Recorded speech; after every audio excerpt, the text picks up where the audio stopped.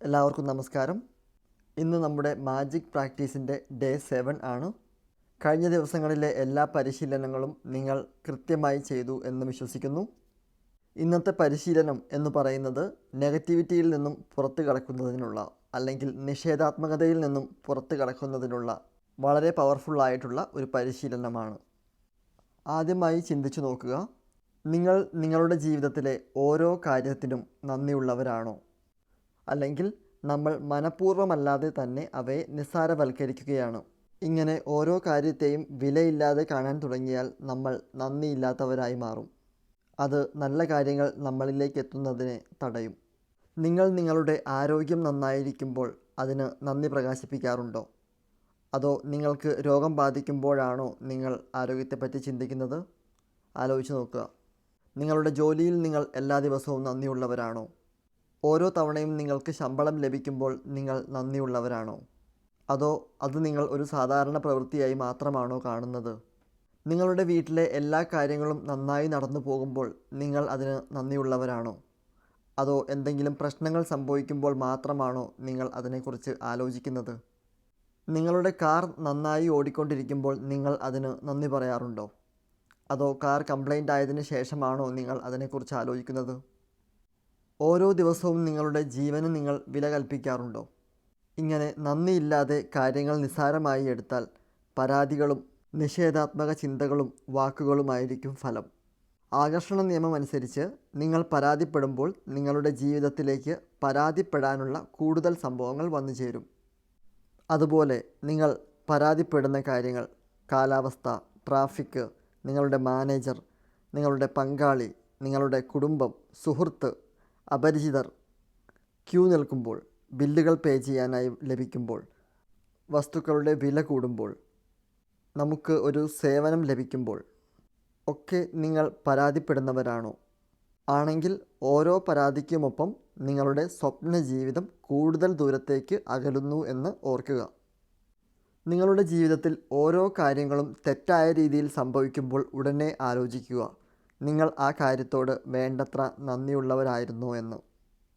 നിങ്ങൾ നന്ദിയുള്ളവരായിരിക്കുമ്പോൾ ഏറ്റവും നല്ല കാര്യം എന്താണെന്ന് വെച്ചാൽ, നിലവിൽ നിങ്ങളുടെ ജീവിതത്തിൽ ഏതെങ്കിലും തരത്തിലുള്ള പ്രതികൂല സാഹചര്യം ഉണ്ടെങ്കിൽ നന്ദി പരിശീലിക്കുന്നതിലൂടെ നിങ്ങൾക്ക് അതിനെ മറികടക്കാനാകും. കാര്യങ്ങൾ എത്ര മോശമാണെങ്കിലും നിങ്ങൾ നന്ദിയുള്ളവരായി തന്നെ തുടരുക. ഇനി ഇന്നത്തെ പരിശീലനം. ഇന്ന് നിങ്ങളുടെ ജീവിതത്തിൽ നിങ്ങൾ പരിഹരിക്കാൻ ആഗ്രഹിക്കുന്ന ഒരു പ്രശ്നമോ അല്ലെങ്കിൽ പ്രതികൂല സാഹചര്യമോ എടുക്കുക. എന്നിട്ട് ആ പ്രശ്നത്തിലോ സാഹചര്യത്തിലോ നന്ദി പറയാൻ കഴിയുന്ന 10 കാര്യങ്ങളെ കണ്ടെത്തി ലിസ്റ്റ് ചെയ്യുക. ഓരോന്നും എഴുതിയതിന് ശേഷം നന്ദി നന്ദി നന്ദി എന്ന മാന്ത്രിക വാക്ക് 3 തവണ എഴുതുക. ഉദാഹരണമായിട്ട്, നിങ്ങൾ എത്ര ശ്രമിച്ചിട്ടും നിങ്ങൾക്കൊരു ജോലി ലഭിക്കുന്നില്ല. അപ്പോൾ നന്ദി പ്രകടിപ്പിക്കാനായിട്ട് നിങ്ങൾക്ക് എഴുതാവുന്ന കുറച്ച് ഉദാഹരണങ്ങൾ നമുക്ക് നോക്കാം. ഈ സാഹചര്യത്തിൽ എനിക്ക് എൻ്റെ കുടുംബത്തോടൊപ്പം കൂടുതൽ സമയം ചെലവഴിക്കാനായി. നന്ദി നന്ദി നന്ദി. ഈ സമയം എനിക്ക് എന്നെ തന്നെ പരിചരിക്കാനായി കൂടുതൽ സമയം ലഭിച്ചു. നന്ദി നന്ദി നന്ദി. പഴയ ജോലിയിലായിരിക്കുമ്പോൾ എനിക്ക് ധാരാളം വർക്ക് എക്സ്പീരിയൻസുകൾ ലഭിച്ചു. നന്ദി നന്ദി നന്ദി. പുതിയൊരു ജോലിക്ക് ശ്രമിക്കുന്നതിനാവശ്യമായ എല്ലാവിധ ക്വാളിഫിക്കേഷൻസും എനിക്കുണ്ട്. നന്ദി നന്ദി നന്ദി. ഇങ്ങനെ നന്ദി പറയാൻ കഴിയുന്ന കാര്യങ്ങൾ കണ്ടെത്തുക. ഒരു കാര്യം ഓർക്കുക, നിങ്ങളുടെ കൃതജ്ഞത പ്രവർത്തിക്കുന്നത് നിങ്ങൾ അതിനെ എത്രത്തോളം ഉൾക്കൊള്ളുന്നു എന്നതിൻ്റെ അടിസ്ഥാനത്തിലാണ്. അതുകൊണ്ട് നിങ്ങൾ മാക്സിമം ഫീൽ ചെയ്തുകൊണ്ട് തന്നെ നന്ദി പ്രകടിപ്പിക്കുക.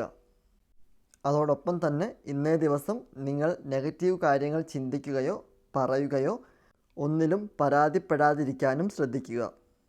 കാരണം ആകർഷണ നിയമം തന്നെ.